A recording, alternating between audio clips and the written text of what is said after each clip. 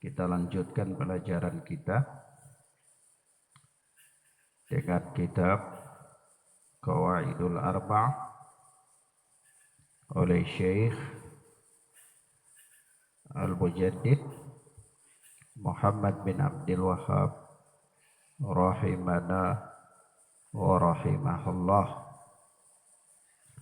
Kita masuk pada ucapan beliau yang berikut. Ini berkata Syekh Muhammad bin Abdul Wahhab rahimana wa rahimahullah, fa idza arafta anna syirka idza khalata al-ibadah afsadaha wa ahbata al-amal wa sara sahibuhu minal khalidina fin nar. Jadi jika engkau telah mengetahui bahwa syirik apabila bercampur atau mencampuri sebuah ibadah, afsadaha wa ahbatal amal, niscaya syirik tersebut akan merusak ibadah orang tersebut dan ahbatal amal, hapuslah amalan-amalannya, yakni menghapuskan amal-amalnya. Wasara sahibuhu minal khalidina finnar, dan pelaku kesyirikannya itu kekal di neraka, menjadikan dia kekal di neraka, syirik akbar. La'alla arafta anna ahamma ma'alaika ma'rifata dhalik. Maka dari itu engkau akan sangat mengetahui bahwa penting perkara yang membuat engkau mengetahui akan hal tersebut. Yani arafta anna ahamma ma'alika ma'rifatu dhalik. Dan engkau akan mengetahui bahwa penting bagimu mengetahui perkara tersebut, yakni mengetahui perkara bahaya kesyirikan itu. Nah, dan apa saja kesyirikan itu penting bagi engkau untuk mengetahui. Sebab ya dia merusak amalan dan dia menggugurkan pahala, serta apa? Pelakunya bisa menjadi kekal di neraka. Kata beliau, la'allallahu ayyukhallisaka min hadhihi syabqah. Semoga Allah subhanahu wa ta'ala membebaskan engkau dari asyabkah ini, jeratan ini, yaitu jeratan apa? Syirik. Semoga Allah subhanahu wa ta'ala membebaskan engkau dari jeratan syirik, yani asyirku wa hiya syirku billah alladzi qala ta'ala fihi, yang mana tentang kesyirikan ini Allah berfirman tentang kesyirikan ini, bahaya kesyirikan. Innallaha la yaghfiru an yushraka bih wa yaghfiru ma duna dzalika liman yasha wa dzalika bi ma'rifati arba'i qawaid dzakarahallahu ta'ala fi kitabih. Kata beliau, artinya kalau tadi dari penjelasan kemarin itu Syekh sudah memberikan mukaddimah, maka sampai pada ucapan beliau, yakni jika engkau telah mengetahui hal tersebut, syirik itu bahaya, ya, dia menggugurkan, dia merusak ibadah, menggugurkan amalan dan menyebabkan pelakunya kekal di dalam neraka, maka mudah-mudahan Allah membebaskan engkau dari jeratan-jeratan kesyirikan itu. Naam. Dan apa? Ya Allah berfirman tentang kesyirikan itu. Lalu beliau sebutkan satu ayat di sini. untuk menunjukkan bahayanya jeratan kesyirikan. Yaitu innallaha la yaghfiru an yushraka bih. Sesungguhnya Allah Subhanahu wa taala tidak mengampuni dosa syirik kepadanya. Wa yaghfiru ma duna dzalika liman yasha. Dan Allah mengampuni dosa di bawah daripada itu, yakni dosa selain daripada syirik, liman yasha, bagi siapa yang Allah kehendaki. Nah, kalau begitu pertanyaan, dengan apa kita mengetahui kesyirikan itu? Begitu bahayanya syirik, ya. Dan kita telah tahu dari ulasan-ulasan Syekh pada pendahuluan yang sudah kita jelaskan. Maka dengan apa kita memahami perkara-perkara tentang kesyirikan? Kata beliau, وَذَلِكَ بِمَعْرِفَةِ أَرْبَعِ قَوَائِدَ. Hal itu, hal yang membuat engkau mengetahui kesyirikan itu, dan yang bisa membebaskan engkau dari jeratan kesyirikan, maksudnya sebagai sebab engkau terlepas dari jeratan kesyirikan, adalah dengan mengetahui 4 kaidah. 4 kaidah dalam hal apa? Dalam hal kesyirikan. Yang mana 4 kaidah ini dzakarahallahu ta'ala fi kitabih, yang Allah sebutkan di dalam kitabnya. Jadi 4 kaidah ini bukan dikarang-karang oleh Syekh, ya. Bukan 4 kaidah ini bukan 4 kaidah yang merupakan hasil olah pikir Syekh, tetapi memang 4 kaidah ini disebutkan oleh Allah dalam Al-Quran. Nah, maka di sini kemudian Syekh mulai masuk pada isi kitab beliau ini. Kata beliau mulai menjelaskan, ya, mulai menjelaskan 4 kaidah yang beliau maksudkan. Kata beliau, al-qaidatul ula, kaidah yang pertama. Perhatikan, kaidah yang pertama. An ta'lama annal kuffara alladhi qatalahum Rasulullah muqirruna bi anna Allah ta'ala huwal khaliqul mudabbir. Perhatikan baik-baik, insyaallah. Syekh memulai dengan perkara yang paling sederhana saja. Beliau katakan, anta alama, engkau harus memahami, engkau harus mengetahui bahwa annal kuffara, bahwa orang-orang kafir, alladzi qatalahum Rasulullah sallallahu alaihi wasallam, yang diperangi oleh Rasulullah sallallahu alaihi wasallam. Ini orang-orang kafir yang ada pada zaman Rasulullah, yang mereka berperang dengan Rasulullah.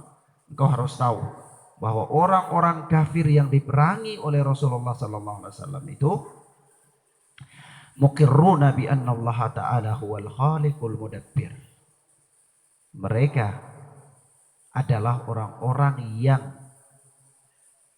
yakin, yang mengetahui, yang mengakui bahwasanya Allah Ta'ala adalah Al-Khaliq, Maha Pencipta, Al-Mudabbir, Maha Pengatur.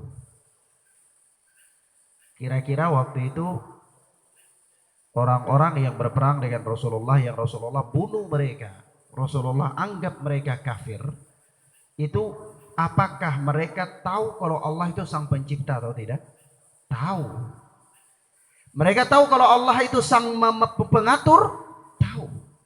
Maka Syekh mengatakan kepada kita, Syekh menggugah kesadaran kita untuk membuat sebuah perbandingan. Ternyata pengetahuan bahwa Allah Maha Pencipta, Allah Maha Pengatur itu tidak cukup untuk seseorang itu dikatakan Islam. Tidak cukup untuk seorang dikatakan Islam. Kenapa? Persoalannya ini.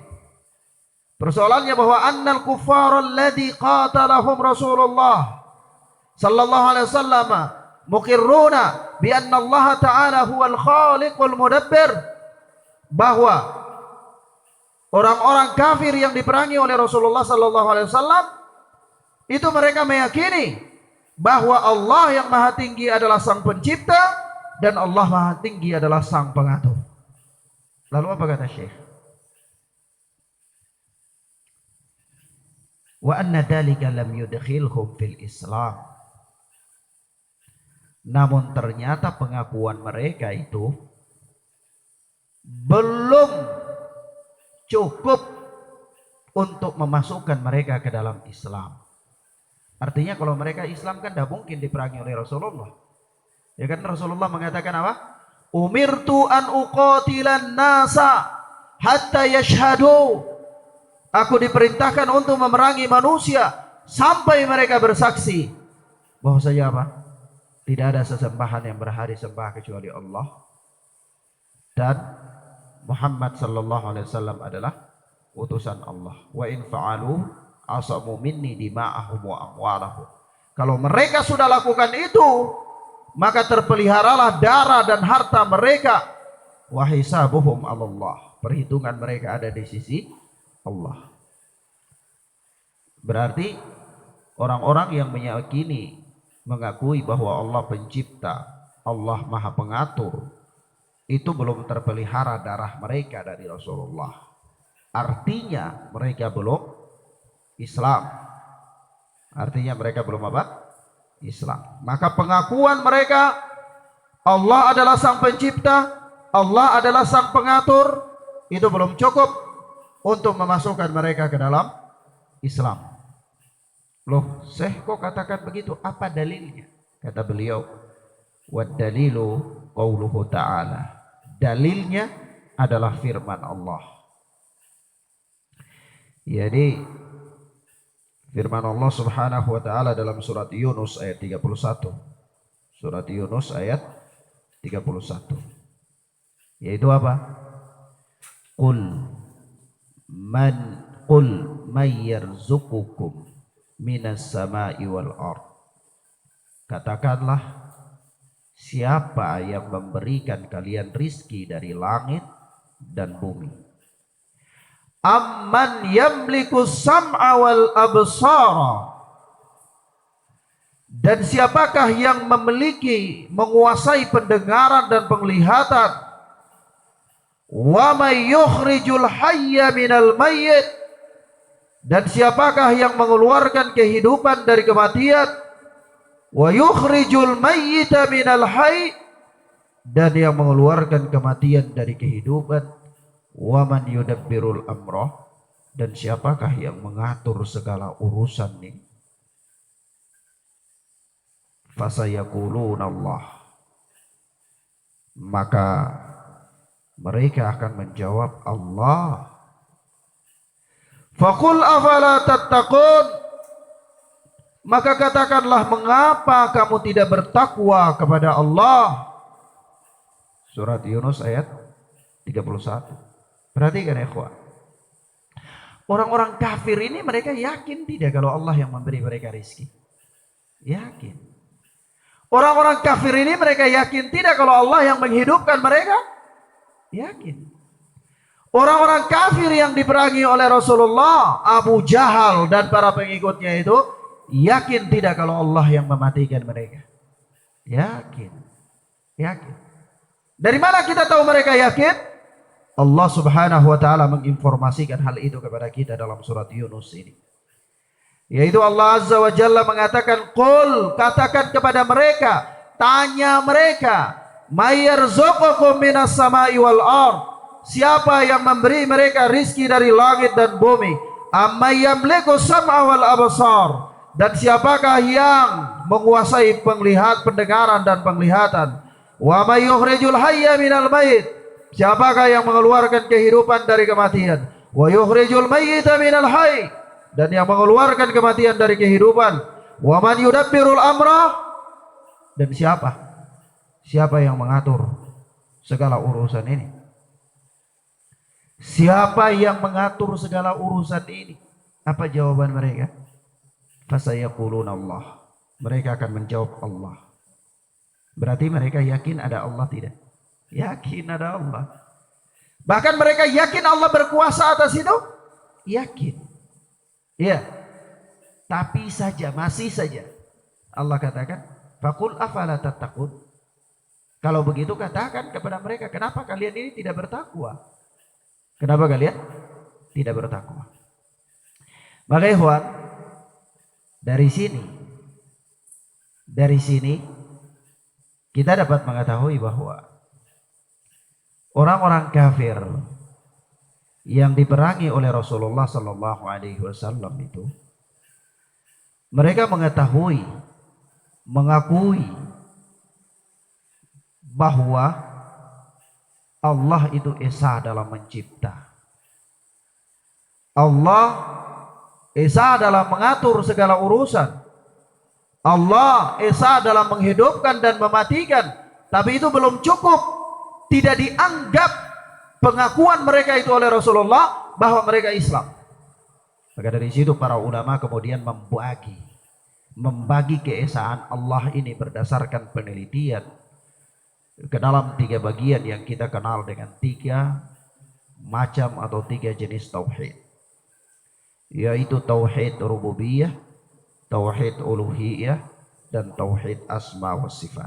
Artinya orang-orang kafir yang Rasulullah perangi mereka, tidak terpelihara darah dan harta mereka dari Rasulullah, itu mereka memiliki tauhid rububiyah.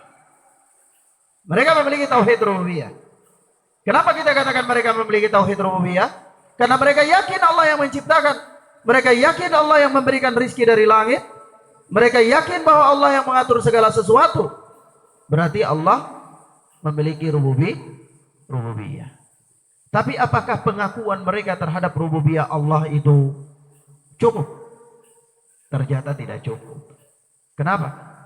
Andai itu cukup, Rasulullah sudah mengatakan mereka Islam, tidak perlu mendakwahi mereka lagi, dan tidak ada peperangan di antara mereka dengan Rasulullah sallallahu alaihi wa alihi wasallam. Nah, paham ya? Maka Masya Allah ya.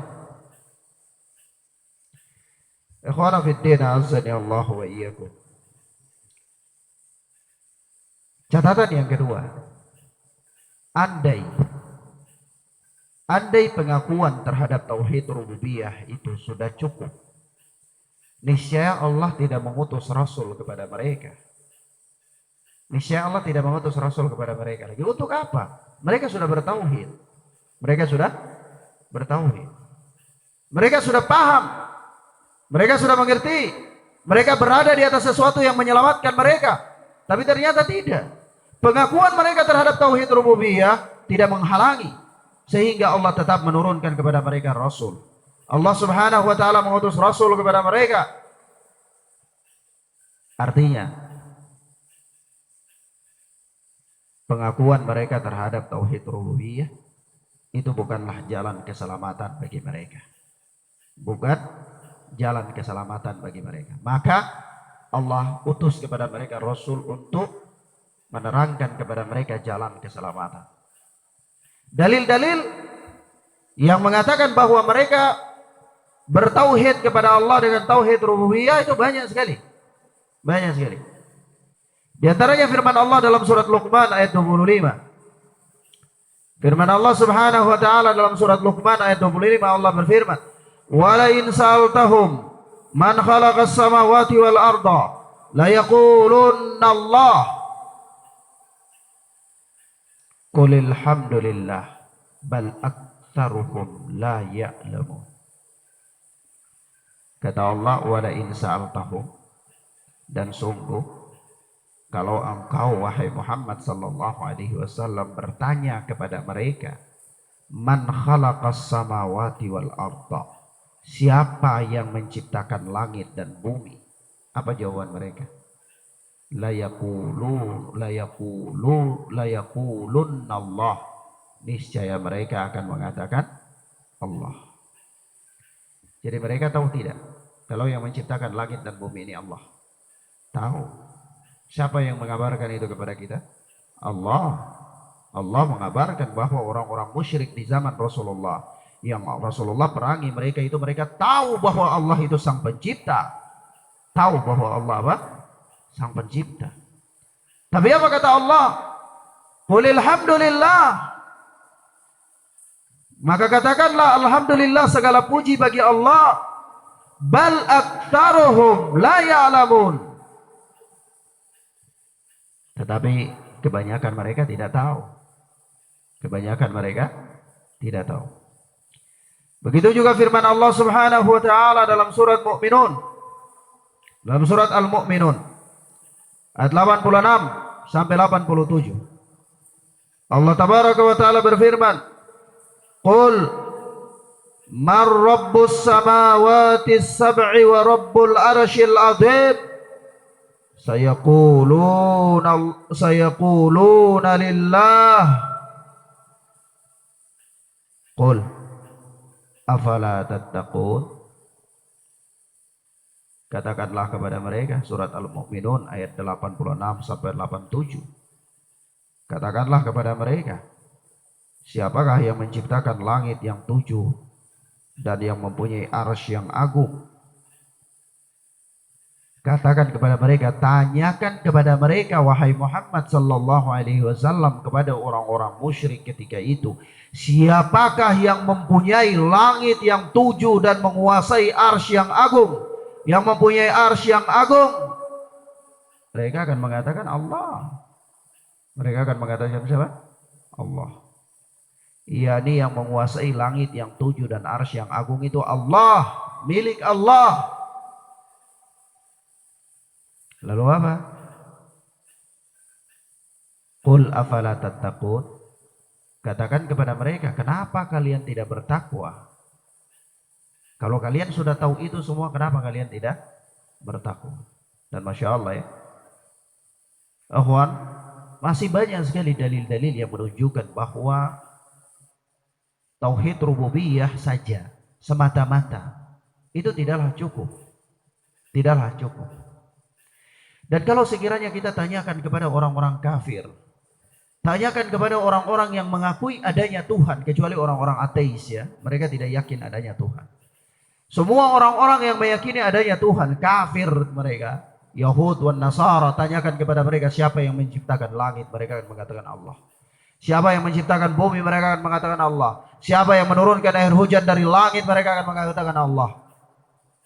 Tapi apakah mereka Muslim, Islam? Tidak. Tidak cukup. Tidak cukup dengan pengakuan tauhid rububiyah seseorang dianggap Muslim. Sebab itu para ulama mengatakan bahwa tauhid yang menjadi inti dakwah para rasul itu adalah tauhid ibadah atau tauhid uluhiyah. Tauhid ibadah atau tauhid apa? Uluhiyah. Karena semua orang-orang musyrik mereka mengingkari tauhid rububiyah. Mereka menetapkan tauhid rububiyah. Yang mereka ingkari adalah tauhid uluhiyah. Yang mereka ingkari tauhid apa? Uluhiyah. Sebab itu mereka tahu Allah yang menciptakan langit, tapi mereka tidak mau menyembah kepada Allah. Mereka tahu Allah yang menciptakan manusia, tapi mereka tidak menyembah. Mereka tahu bahwa Allah yang memberikan rizki, tapi mereka tidak meminta kepada Allah. Maka dari itu mereka dinyatakan kafir. Ya, dinyatakan kafir dan diperangi oleh Rasulullah sallallahu alaihi wasallam. Nah, maka ikhwan, kalau kita mempelajari sejarah hidup Rasulullah sallallahu alaihi wasallam dalam menyampaikan risalah dakwah ini, maka kita dapatkan kenyataan bahwa orang-orang musyrik yang ada di zaman Rasulullah, yang Rasulullah dakwahkan mereka kepada Islam, sampai terjadi pertumpahan darah, peperangan di antara mereka dengan Rasulullah, itu mereka meyakini tauhid rububiyah. Mereka meyakini tauhid rububiyah. Nah, paham ya? Tapi apa? Tapi ketika Rasulullah mengatakan kepada mereka, qulu la ilaha illallah, katakanlah tidak ada sesembahan yang berhak disembah kecuali Allah, mereka ingkar. Mereka ingkar, tidak mau. Tidak mau. Bahkan Abu Sufyan waktu itu masih kafir, belum masuk Islam. Ketika dia berdagang ke apa Romawi, ke wilayah kekuasaannya Raja Heraklius, ya. Itu terdengar berita bahwa ada orang-orang penduduk Makkah yang datang di negeri mereka. Sementara Raja Heraklius ini sudah mendengar berita bahwa di kota Makkah ada orang yang mengaku dirinya nabi. Lalu dipanggillah Abu Sufyan dan teman-temannya yang berdagang ketika itu di wilayah tersebut. Apa strategi daripada raja tersebut? Raja itu panggil Abu Sufyan dan orang-orang, lalu dia tanyakan kepada mereka, siapa di antara kalian yang nasabnya paling dekat dengan orang yang mengaku sebagai nabi itu? Dia tanyakan, apakah di negeri kalian ada muncul seseorang yang mengaku dirinya nabi? Mereka mengatakan iya. Raja ini tanya lagi, siapa di antara kalian yang datang ini yang nasabnya paling dekat dengan orang tersebut? Kata Abu Sufyan, saya. Maka dia katakan, kalau begitu kamu maju ke depan. Dan penerjemah berada di samping raja. Lalu orang-orang yang berada bersama dengan Abu Sufyan dia letakkan di belakang. Dan dia katakan kepada orang-orang yang ada di belakang, kalau sekiranya dia berbicara bohong, maka ingkarilah dia, berilah isyarat. Begitu ketika dia maju, maka sang raja bertanya kepada Abu Sufyan. Di antara pertanyaan sang raja itu adalah, apakah orang tersebut berasal dari keturunan raja? Bapaknya, kakeknya, atau neneknya, atau buyutnya ada mempunyai kekuasaan raja? Abu Sufyan mengatakan tidak ada. Kemudian dia katakan lagi, "Madza ta'murukum?" Apa yang dia perintahkan kalian kepadanya? Kata Abu Sufyan, dia perintahkan kami supaya mendirikan sholat, membayar zakat, dan dia perintahkan kami untuk meninggalkan sesembahan-sesembahan kami, berkata yang jujur. Padahal ketika itu Rasulullah tidak mengatakan begitu. Rasulullah cuma mengatakan kepada penduduk Makkah itu bahwa qulu la ilaha illallah, ucapkanlah la ilaha illallah. Tapi Abu Sufyan ketika datang di Raja Heraklius, Abu Sufyan menafsirkan kalimat itu dengan tafsiran yang dipahami oleh mereka. Yaitu ketika Abu Sufyan katakan, raja tanyakan kepadanya, apa yang dia perintahkan kepada kalian? Abu Sufyan katakan, dia perintahkan kami supaya tinggalkan sesembahan-sesembahan kami dan menyembah hanya satu Tuhan saja. Berarti Abu Sufyan paham tidak maksud Rasulullah? Maksud ya, paham ya. Tapi subhanallah, ada orang Islam di zaman ini tidak paham dengan kalimat la ilaha illallah. Abu Sufyan yang masih musyrik paham kalimat ini, makanya dia tidak mau menerima kalimat tersebut. Orang-orang musyrik Makkah itu tidak mau, kalau hanya sekedar mengucapkan kalimat ini, mereka semuanya akan mengucapkan. Tapi mereka paham kalimat ini maksudnya tinggalkan segala praktik kesyirikan itu dan jadikan Allah Subhanahu wa taala sebagai satu-satunya sesembahan. Itulah yang menyebabkan mereka enggan untuk menerima kalimat tersebut. Maka dari itu ketika Abu Thalib berada di pembaringannya hendak wafat, di akhir usianya kehidupannya, Rasulullah datang kepadanya dan katakan, ya ammi, hai pamanku, qul la ilaha illallah, ucapkanlah kalimat la ilaha illallah, kalimatan uhajju laka biha indallah, satu kalimat yang aku akan berargumen di sisi Allah dengan kalimat itu untuk memberikan pembelaan kepadamu, syafaat kepadamu. Abu Lahab di samping Abu Thalib itu apa jawabannya? Abu Thalib, apakah engkau akan meninggalkan sesembahan-sesembahan leluhurmu? Coba untuk bayangkan. Jadi bagaimana pemahaman Abu Lahab terhadap kalimat tersebut? Ya, Abu Lahab paham kalau sekiranya Abu Thalib mengucapkan kalimat la ilaha illallah, konsekuensinya akan meninggalkan sesembahan-sesembahan para leluhur, akan meninggalkan kesyirikan. Maka dia katakan, apakah engkau akan meninggalkan kesyirikan-kesyirikan tersebut? Padahal Rasulullah tidak katakan, ya Abu Thalib, tinggalkan berhala sini, tinggalkan berhala ini, tinggalkan, tidak. Rasulullah katakan, ucapkan kalimat la ilaha illallah. Pemahaman mereka dalam tidak terhadap kalimat la ilaha illallah? Dalam. Ya, subhanallah. Nah, orang muslim sudah paham kalimat ini. Dia kasih hari-hari dia katakan la ilaha illallah, tapi dia katakan bahwa yang mematikan manusia itu adalah pohon beringin misalnya. Ya. Jalan di tempat yang dianggap karamat, dia takut, dia lari, tidak boleh kencing dan seterusnya di situ, subhanallah. Misal. Lalu di mana pengertian pemahaman dia terhadap kalimat la ilaha illallah? Sang Abu Sufyan yang masih kafir mengerti, Abu Jahal yang tidak menerima Islam paham, Abu Thalib yang tidak menerima Islam juga mengerti tentang kalimat ini. Lalu di mana orang Muslim? Di mana orang Islam yang mengatakan dirinya Islam dengan kalimat la ilaha illallah? Sementara dia masih meminta kepada penghuni laut, meminta kepada penghuni kali, meminta kepada penunggu-penunggu di gunung-gunung dan seterusnya. Lalu di mana pemahaman dia terhadap kalimat la ilaha illallah? Ternyata dia tidak lebih paham terhadap kalimat la ilaha illallah ketimbang orang-orang musyrik di zaman Rasulullah sallallahu alaihi wasallam. Nah, maka masya Allah ya. Akhwana fiddin azani Allah wa iyyakum. Maka dari itu dengan tafsiran yang demikian ini dikatakan oleh Abu Sufyan di hadapan Heraklius ini juga membatalkan penafsiran-penafsiran orang-orang yang tidak paham terhadap kalimat tauhid. Di mana mereka mengatakan begini, makna daripada la ilaha illallah itu tidak ada Tuhan kecuali Allah. Penafsiran ini keliru. Penjelasan ini keliru. Kenapa keliru? Kalau tidak ada Tuhan kecuali Allah, berarti semua Tuhan itu adalah Allah. Iya kan? Tidak ada Tuhan kecuali Allah. Berarti semua yang diakui Tuhan itu adalah Allah sudah. Berarti tidak ada Tuhan yang lain kecuali Allah. Jadi Tuhan ini itu Allah, Tuhan ini Allah, Tuhan ini Allah, semua Tuhan adalah Allah. Penafsiran ini batil. Ya. Tidak ada Tuhan kecuali Allah. Semua Tuhan itu adalah Allah maksudnya. Iya kan? Batil. Lebih parah lagi Nur Khalis Majid, cendekiawan Muslim katanya, sudah wafat, ya, pendiri kampus Paramadina.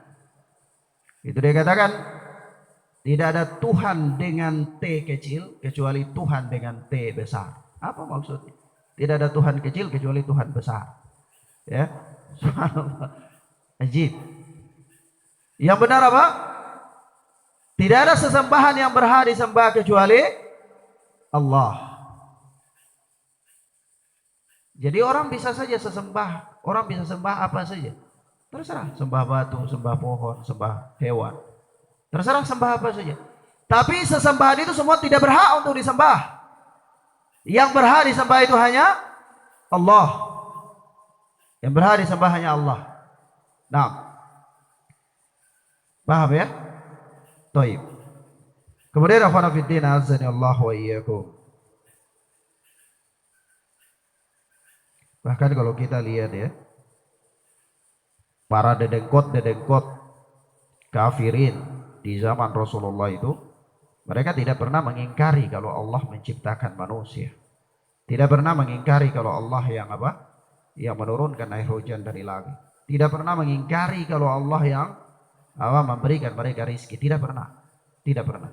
Yang mereka ingkari adalah menjadikan sesembahan yang banyak itu satu sembahan saja. Itu yang mereka ingkari. Berarti keesaan Allah dalam hal uluhiyah itu yang mereka ingkari. Nah, kaidah yang pertama. Kemudian kata Syekh, al-qaidatul tsaniyah, kaidah yang kedua. Annahum yaquluna, bahwa orang-orang kafir di zaman Rasulullah dalam kesyirikan mereka itu, yakni perbuatan-perbuatan syirik mereka itu, mereka berargumen, mereka berkata, membela amalan kesyirikan mereka itu. Yaitu mereka berkata apa? Ma da'awnahum wa tawajjahna ilaihim illa li talabil qurbah wasyafa'ah. Kami ma da'awnahum, kami tidak menyeru mereka, tidak berdakwah, yakni menyeru mereka, tidak berdoa kepada mereka, dan kami juga tidak watawajjahna ilaihim, ini kami tidak menghadapkan wajah-wajah kami kepada mereka, illa li talabil qurbah wasyafa'ah, kecuali hanya sekedar untuk mendekatkan diri kami saja dan mencari syafaat. Perhatikan. Jadi orang-orang kafir dengan kaidah yang pertama tadi, mereka menolak keesaan Allah dalam hal uluhiyah. Tetap mereka masih menginginkan berhala-berhala itu di samping Allah. Kan mereka sudah yakin ini Allah yang menciptakan, ya. Mereka yakin Allah yang memberikan rizki, Allah yang menghidupkan dan mematikan. Mereka yakin itu. Allah yang mengatur segala urusan. Tapi mereka masih belum bisa meninggalkan berhala-berhala yang lain. Mereka tetap yakin adanya Allah yang dalam hal rububiyah, tapi mereka juga masih punya berhala-berhala yang lain. Apa argumen mereka? Tetap mempertahankan berhala-berhala mereka itu. Argumennya adalah mada'awnahum wa tawajjahna ilaihim illa li talabil qurba wasyafa'ah. Kami tidak berdoa kepada berhala-berhala ini. Kami juga tidak menghadapkan wajah kami semata-mata kepada berhala-berhala ini, melainkan sekedar untuk mencari kedekatan kepada Allah melalui mereka dan mengharapkan syafaat mereka di sisi Allah nanti di hari kiamat. Paham maksudnya? Jadi persis kayak orang sekarang itu, dia datang di pohon besar, dia yakin Allah yang menghidupkan, pohon itu bukan menghidupkan, tetapi pohon itulah yang menyelamatkan dia di samping Allah. Sama enggak? Sama. Subhanallah, ya. Uslub kesyirikan itu sama. Dan itulah yang diingkari oleh para nabi. Mereka mengatakan mada'awnahum wa tawajjahna ilaihim illa li talabil qurba wasyafa'ah. Kami tidak berdoa kepada berhala-berhala ini, artinya bukan berhala ini yang mengabulkan doa, bukan berhala ini yang memberikan rizki. Kenapa? Karena tadi kaidah pertama mereka sudah yakin yang memberikan rizki itu Allah. Iya kan? Wa tawajjahna ilaihim, dan kami tidaklah menghadapkan wajah kami kepada berhala-berhala ini, tidak. Karena kami tahu yang memberikan ini semua Allah. Yang memiliki arsy yang agung itu Allah, milik Allah. Tapi sesembahan-sesembahan ini, berhala-berhala ini hanya sarana untuk mendekatkan kami kepada Allah. Hanya sarana untuk kami mendapatkan syafaat mereka di sisi Allah. Paham maksudnya? Paham. Baik. Apa dalilnya? Kata Syekh, fad-dalilu al-qurba qauluhu ta'ala. Dalil tentang mereka meminta atau memohon kedekatan kepada Allah melalui berhala-berhala tersebut adalah firman Allah. Firman Allah Subhanahu wa ta'ala di dalam surat Az-Zumar ayat yang ketiga, yaitu walladzina ittakhadhu min dunihi awliya'a ma na'buduhum illa liyuqarribuna ila Allahi zulfa. Mereka berkata, orang-orang yang menjadikan tandingan-tandingan wali-wali yang lain selain daripada Allah itu, mereka mengambil berhala-berhala tersebut, tetap mempertahankan berhala-berhala tersebut. Mereka berkata apa? Ma na'buduhum illa liyuqarribuna ila Allahi zulfa. Kami tidak menyembah sesembahan ini, tetapi melainkan dia mendekatkan kami kepada Allah sedekat-dekatnya. Paham maksudnya? Jadi ada orang-orang di zaman ini, mereka mengatakan kami tahu kalau Tete Oyang itu bukan yang menyelamatkan kami, tapi Tete Oyang itulah yang mendekatkan kami kepada Allah sedekat-dekatnya. Kami tahu bahwa kuburan-kuburan para wali itu bukan kami sembah kuburan-kuburan tersebut, tapi melalui para wali-wali itulah kami didekatkan kepada Allah sedekat-dekatnya. Masya Allah, ya. Mereka telah menyamakan Allah dengan makhluk. Pertama, mereka mengatakan Allah itu persis dengan makhluk. Ya, begini logikanya. Kalau misalnya kita mau datang menghadap ke raja, itu kita tidak bisa bertemu dengan raja secara langsung, melainkan harus melalui ajudan. Ya, harus melalui ajudan. Begitulah manusia ketika dia hendak berhubungan dengan Allah, dia tidak bisa langsung, dia harus melalui makhluk-makhluk Allah yang dekat dengan Allah. Siapa mereka? Berhala-berhala tersebut. Ya, maka dia telah menyamakan Allah dengan makhluk. Kemudian apa? Wa dalilu syafa'ah, dan dalil tentang syafaat, bahwa mereka melalui berhala-berhala tersebut hanya ingin mendapatkan syafaat di sisi Allah. qauluhu ta'ala, yaitu firman Allah yang maha tinggi, wa ya'buduna min dunillahi ma la yadurruhum wa la yanfa'uhum wa yaquluna haula'i syufa'auna indallah. Kata mereka, Allah firmankan tentang mereka, yaitu dan mereka menyembah selain daripada Allah, yaitu sesembahan-sesembahan yang ma la yadurruhum wa la yanfa'uhum, yang tidak bisa memberikan mudarat kepada mereka dan tidak bisa memberikan manfaat kepada mereka. Wa yaquluna, tetapi mereka berkata, haula'i syufa'auna indallah.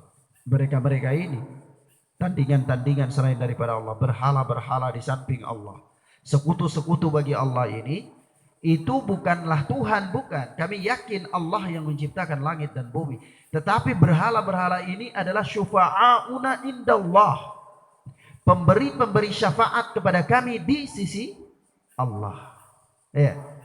Jadi kalau kita memperhatikan ya kawan, hakikatnya orang-orang yang menyembah atau menjadikan tandingan-tandingan selain daripada Allah di zaman musyrikin, orang-orang musyrik Makkah, itu mereka tidak meyakini bahwa berhala itu Tuhan. Tidak.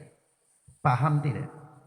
Mereka tidak yakin bahwa berhala itu yang memberikan mereka rizki. Bukan. Loh, tadi ayat-ayat sudah mengatakan bahwa mereka yakin yang memberikan rizki itu Allah. Ya. Mereka yakin bahwa yang mengatur segala urusan Allah. Mereka yakin yang menghidupkan Allah, yang mematikan Allah, menurunkan air hujan Allah, yang memiliki arsy yang agung itu Allah. Lalu apa fungsi berhala-berhala tersebut yang mereka enggan untuk meninggalkannya, tidak mau untuk meninggalkannya? Apa fungsinya? Yaitu dua, kalau di kaidah yang kedua ini. Pertama, berhala-berhala itu mendekatkan mereka kepada Allah sedekat-dekatnya. Ya, perantara antara mereka dengan Allah. Yang kedua, berhala-berhala itu akan memberikan syafaat kepada mereka di sisi Allah. Ya. Jadi kalau kita juga lihat-lihat praktek kehidupan kaum muslimin yang masih menjadikan atau meyakini kekuatan-kekuatan lain di luar kekuatan Allah, yang seolah-olah turut campur tangan dalam hal-hal yang merupakan hak Allah, itu mereka tidak meyakini bahwa kekuatan itu adalah Allah. Tidak. Ya, mereka yakin Allah satu-satunya yang mempunyai itu semua. Tapi apa? Tidak ada bedanya mereka dalam keyakinan dengan orang-orang musyrik, karena mereka meyakini bahwa kekuatan-kekuatan itu hanya sarana yang mendekatkan mereka kepada Allah. Iya kan?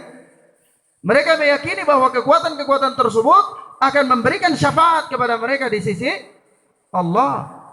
Maka wajar kalau mereka minta pertolongan kepadanya, minta bantuan kepadanya, minta dipenuhi hajat kepadanya dan seterusnya. Bukan karena mereka yakini itu adalah Allah, bukan. Tapi dia adalah sarana kepada Allah. Paham? Lalu apa bedanya mereka dengan orang-orang musyrik?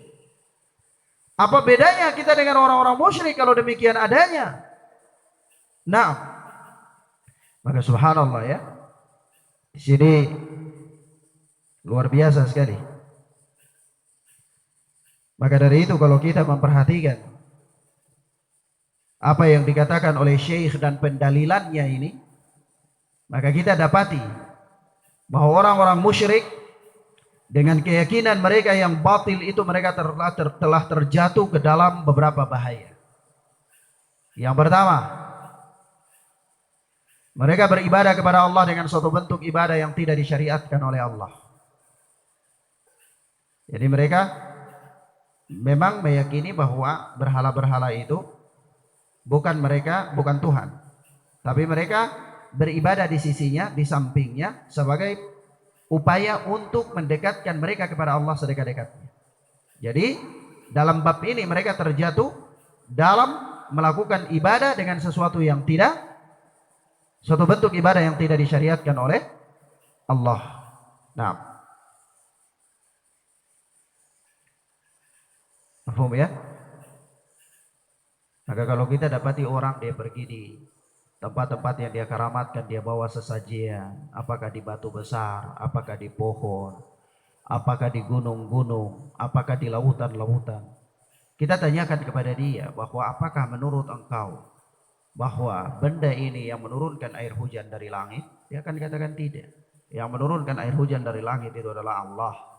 Lalu kita tanyakan, kalau begitu apa gunanya engkau lakukan ini? Dia katakan tidak. Ini perantara antara dia dengan Allah. Sama kan? Iya.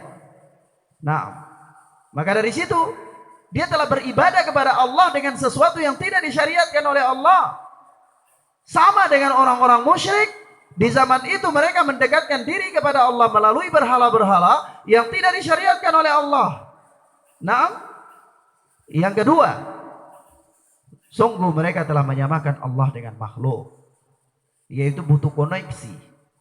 Ya, Masya Allah, butuh koneksi. Jadi antum sendiri tidak bisa berdoa kepada Allah langsung, tidak bisa. Antum sendiri tidak bisa memohon kepada Allah langsung, meminta hajat kepada Allah, meminta perlindungan kepada Allah langsung, tidak bisa. Kenapa? Harus melalui orang-orang yang dianggap mulia tersebut, berhala-berhala. Jadi butuh koneksi. Butuh apa? Koneksi. Subhanallah.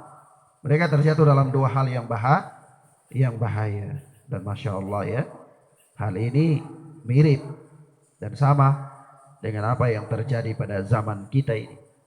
Iya, sama. Masya Allah. Dan memang kalau kita lihat uslub, asal pokok daripada kesyirikan, itu dari zaman Nabi Allah Nuh sampai zaman sekarang sama saja, semuanya sama. Bentuk kesyirikannya sama. Walaupun pelaku-pelakunya itu berbeda. Ya. Nah. Baik. Maka Masya Allah ya, karena mereka dalam hal seperti ini, maka Allah Subhanahu wa ta'ala mengutus kepada mereka Rasul, utusan-utusan. Mereka yakin ada Allah, mereka yakin tentang rububiyah Allah, mereka mengakui rububiyah Allah, tapi mereka terjatuh dalam penyimpangan dalam hal uluhiyah Allah. Lalu Allah utus kepada mereka para nabi dan para rasul. Mereka beribadah kepada Allah di sisi berhala. Mereka meminta kepada Allah di pohon-pohon. Mereka memohon kepada Allah di batu-batu. Jadi bukan dia mohon kepada batu itu, bukan. Dia mohon kepada Allah tapi di batu-batu tersebut. Melalui perantara batu-batu itu, penunggu-penunggu yang ada di batu tersebut, di pohon tersebut dan seterusnya. Maka ini dia sama dengan orang-orang musyrik di zaman Rasulullah sallallahu alaihi wasallam yang Allah utus kepada mereka Rasul. Dan sama, semuanya sama. Maka dari itu kalau kita lihat ayat-ayat Allah seperti di dalam surat Al-A'raf ayat 59. Surat Al-A'raf ayat 59. Allah Subhanahu wa taala berfirman, "Laqad arsalna Nuhan ila qaumihi, faqala ya qaumi ibudullaha ma lakum min ilahin ghairuh. Inni akhafu 'alaikum adaba yaumin 'adzim." Sungguh kami benar-benar telah mengutus Nuh kepada kaumnya. Lalu Nuh itu berkata kepada mereka, ya qaumi, wahai kaumku, u'budullaha, sembahlah Allah saja. Yaitu berikanlah hak uluhiyah itu hanya kepada Allah Subhanahu wa ta'ala saja. Jadi tidak suruh mereka bahwa, wahai kaumku, ya, yang menurunkan hujan itu Allah. Tidak ada lagi, karena mereka sudah yakin itu. Jadi ada sekelompok manusia dalam dia berdakwah, dia memprioritaskan dakwah tauhid rububiyah. Padahal kalau antum datang ke Cingwa sana, Cingwa tahu tauhid rububiyah ini. Antum datang ke Kiki mengerti tauhid rububiyah. Antum datang ke Econg sana Cina, para kafir di sana tuh antum tanya mereka tahu tauhid rububiyah. Coba antum datang, kalau tidak percaya besok antum datang belanja di sana, datang ke Deki lalu antum tanyakan, Deki, yang turunkan air hujan dari langit ini siapa? Pasti dia katakan Allah. Iya. Dia tidak mengatakan berhala, batu besar, tidak. Dia tidak mengatakan pohon, tidak. Coba antum besok ajak Cingwa cerita, antum tanyakan ke dia. Cingwa, menurut antum yang memberikan rizki kepada manusia ini siapa? Pasti dia katakan Allah. Iya. Pasti dia katakan Allah. Lalu katakan kepada dia, kalau begitu kenapa engkau tidak sembah Allah? Iya kan? Maka ikhwan fillah azani Allah wa iyyakum. Ternyata para rasul dan para nabi itu datang kepada manusia bukan suruh mereka yakin yang menurunkan hujan dari langit itu Allah, bukan. Kenapa? Karena manusia fitrahnya sudah mengakui hal itu. Ya, fitrahnya sudah mengakui hal itu. Jadi manusia fitrahnya juga sudah tahu bahwa yang menghidupkan itu Allah, yang mematikan itu Allah. Iya kan? Lalu untuk apa Nabi diutus kepada mereka? Untuk apa Rasul diutus kepada mereka? Rasul dan Nabi diutus kepada mereka itu supaya mereka mengaplikasikan uluhiyah itu semata-mata adalah hak Allah. Begitu. Ya. Makanya Nabi Nuh utus kepada kaumnya, dia katakan ubudullah, sembahlah Allah, wujudkanlah tauhid uluhiyah dalam kehidupan kalian. Gitu. Lalu apa?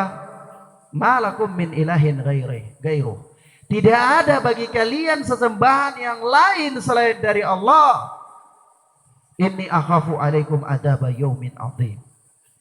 Sesungguhnya aku takut kalian akan ditimpa suatu adab pada hari yang sangat dahsyat, yaitu hari kiamat. Ketakutan Nabi Allah Nuh terhadap akibat dari kesyirikan. Begitu juga akhwana fiddin azani Allah wa iyyakum. Kalau kita perhatikan manusia di zaman ini juga sama ya. Kita tanyakan kepada dia, minta kepada batu itu untuk apa? Minta di pohon itu untuk apa? Dia akan jawab semuanya sama semuanya. Kalau dia memberikan sesajian ke pantai, ke lautan, kita tanyakan kepada dia, sembeli kambing untuk buat rumah baru atau jembatan di kali, di sungai, kita tanyakan dia untuk apa? Apakah menurut dia bahwa yang menghidupkan dan mematikan manusia adalah kepala kambing atau penghuni di sini? Dia katakan tidak. Tidak. Tapi kita berikan makanan kepada penghuni di sini ya supaya kita bisa aman dari dia, supaya dia bisa menjadi perantara antara kita dengan Allah. Dia bisa menyambung doa kita kepada Allah. Dia bisa mendekatkan kita kepada Allah. Dia bisa melindungi kita dan seterusnya. Kan begitu? Iya. Lalu kesyirikan mereka sama dengan kesyirikan orang-orang musyrik, sama dengan Abu Jahal, sama. Jadi mereka dalam metode kesyirikan itu sama dari zaman dulu sampai zaman sekarang. Maka Masya Allah ya. Begitu juga mereka mengatakan meminta syafaat. Padahal kita tahu, kita tidak mengingkari syafaat. Syafaat itu ada. Syafaat itu ada. Tetapi syafaat tidak bisa tercapai kecuali dengan dua. Dengan dua hal. Kecuali dengan dua hal. Pertama, orang yang memberi syafaat adalah orang yang diizinkan oleh Allah. Yang kedua, orang yang menerima syafaat adalah juga orang yang diridhoi oleh Allah. Iya kan? Nah, kalau misalnya orang yang kita menginginkan syafaat dari berhala, pertanyaannya, apakah berhala itu diizinkan oleh Allah untuk memberikan syafaat? Jawabnya tidak kan? Iya. Memang betul syafaat, ente minta syafaat dan syafaat itu ada, benar. Tapi kan syafaat tidak terlaksana kecuali dengan dua syarat. Syarat yang pertama adalah yang memberi syafaat itu diizinkan oleh Allah, dan yang mendapatkan syafaat adalah diridhai oleh Allah. Sebab itu Allah katakan man dalladzi yashfa'uhu indahu illa bi'izni, yashfa'u indahu illa bi'izni. Siapa yang bisa memberikan syafaat di sisi Allah kecuali dengan izin Allah. Maka bisa memberikan syafaat kecuali harus dengan izin Allah. Lalu Allah tidak ridho terhadap kesyirikan. Allah tidak ridho terhadap berhala-berhala. Allah tidak ridho terhadap tandingan-tandingan Allah. Maka Allah tidak izinkan mereka untuk memberikan syafaat. Ya. Begitu juga orang yang mendapatkan syafaat. Orang yang mendapatkan syafaat. Haruslah apa?